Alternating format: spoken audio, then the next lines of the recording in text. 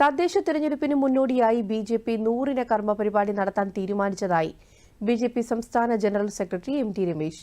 സംസ്ഥാന ഭാരവാഹി യോഗത്തിന് ശേഷം വാർത്താ സമ്മേളനത്തിൽ സംസാരിക്കുകയായിരുന്നു അദ്ദേഹം. തദ്ദേശ ഭരണ സ്ഥാപനങ്ങളിലേക്കുള്ള തെരഞ്ഞെടുപ്പിൽ വികസിത കേരളം എന്ന ആശയം സാക്ഷാത്കരിക്കുന്നതിന് വേണ്ടിയിട്ടുള്ള ബൃഹത്തായിട്ടുള്ള പ്രവർത്തനത്തിനാണ് പാർട്ടി ആലോചിച്ചിട്ടുള്ളത്. അതിന്റെ ഭാഗമായി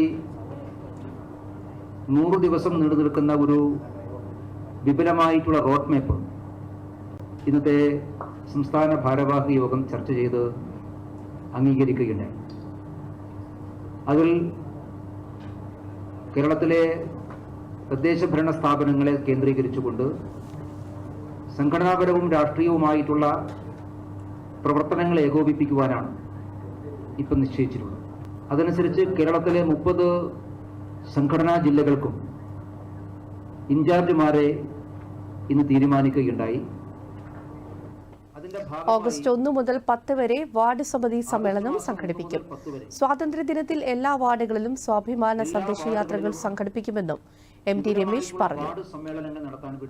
വികസിത കേരളം പ്രാവർത്തികമാക്കാൻ ബിജെപിക്ക് മാത്രമേ സാധിക്കൂ എന്ന് ബിജെപി സംസ്ഥാന ജനറൽ സെക്രട്ടറി അനൂപ് ആന്റണി പ്രതികരിച്ചു. കേരളം സൃഷ്ടിക്കാൻ ഇന്നത്തെ രാഷ്ട്രീയ സാഹചര്യത്തിൽ ഭാരതീയ ജനതാ പാർട്ടിക്ക് മാത്രമേ സാധ്യമാവുകയുള്ളൂ.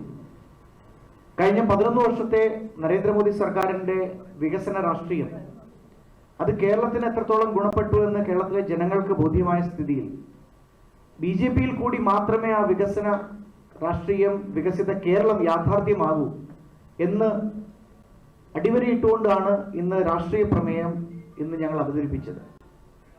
ഇന്ന് കേരളത്തിന്റെ മുഖ്യ പ്രതിപക്ഷ